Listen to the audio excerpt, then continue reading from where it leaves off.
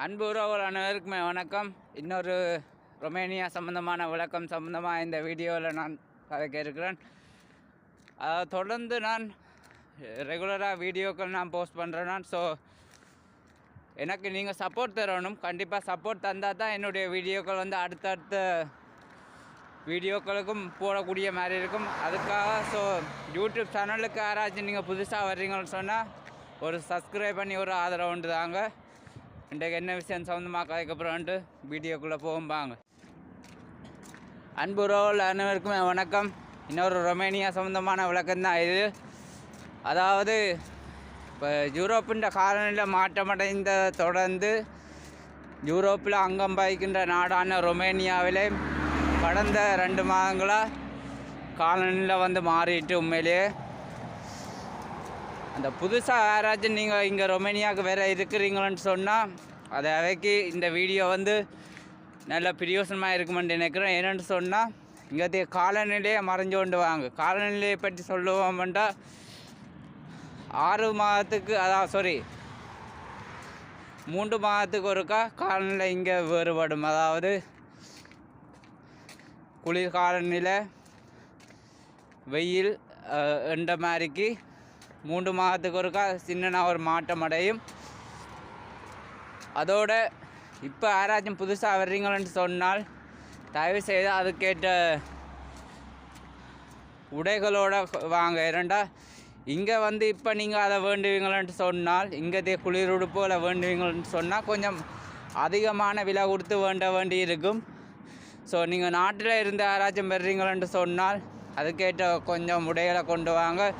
ரொமேனியா பொறுத்த வரைக்கும் யூரோப்பில் உள்ள நாடுகளோட ஒப்படைக்க கிட்டத்தட்ட சுவிஸில் அடிக்கிற குளிர் மாதிரி இங்கேயுமே அடிக்கும்.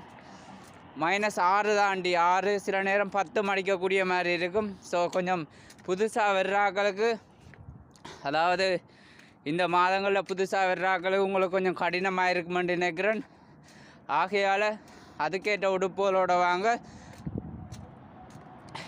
ஏன்னு சொன்னால் கடந்த வருடத்தில் கூட நான் இந்த மாதத்தில் வந்திருந்தேன். அதுக்கேற்ற ஆடைகளை கூட நான் கொண்டு வரையில. என்னென்னு சொன்னால் எனக்கு அதை பற்றின விளக்கம் இல்லை.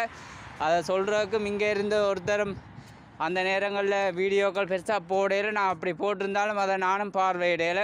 ஸோ நிறைய பேர் என்னுடைய வீடியோக்களை நிறைய பேர் பார்க்குறீர்கள். ஆகையால் என்னோடய வீடியோக்கள் பார்க்குற ஆட்களுக்கு தெளிவான விளக்கங்களை நான் கூறுறேன். ஸோ தயவு செய்து புதுசாக வர்றாக்கள் இந்த குளிர் காலநிலையை கருத்தில் கொண்டு தயவுசெய்து உங்களுக்கு ஏற்ற ஒரு நல்ல உடுப்புகளோடு வாங்க. அதை விட இங்கே காலநிலையை பற்றி உண்மையாக நான் விளக்கமாக சொல்லுவேனா இருந்தால், ஒரு டீப்ரிட்ஜுக்கு கை வச்சா என்ன மாதிரி இருக்குமோ அதை மாதிரிக்கு இஞ்சத்திய காலநிலை இனி வரும் நாட்கள், அதாவது குறிப்பாக இந்த தை மாதம் மாசி மாதத்தில் வந்து சரியான குளிர் காலநிலை வந்து நிலவக்கூடிய மாதிரி இருக்கும்.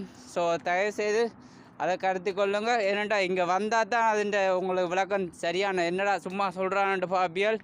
ஆனால் உண்மையிலே அப்படியான ஒரு விடயம் இங்கே இருக்குது. அப்படி ஒரு குளிர் அடிக்கும். ஸோ தயவுசெய்து அதுக்கேற்ற மாதிரிக்கு நீங்கள் தயார் பண்ணி கொண்டு வாங்க.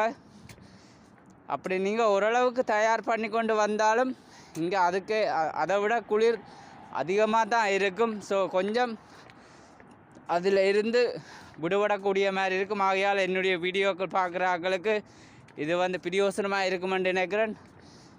அப்படி யாராச்சும் ரொமேனியாவுக்கு நீங்கள் வர்றதாக இருந்தால் என்னுடைய முட்கூட்டின வாழ்த்துக்கள். உங்களோட பயணம் இனி நல்லபடியாக அமையணுமென்று நான் கடவுளை பிரார்த்திக்கிறேன். இன்னொரு வீடியோ மூலமாக உங்களை நான் தொடர்பு கொள்கிறேன். நன்றி.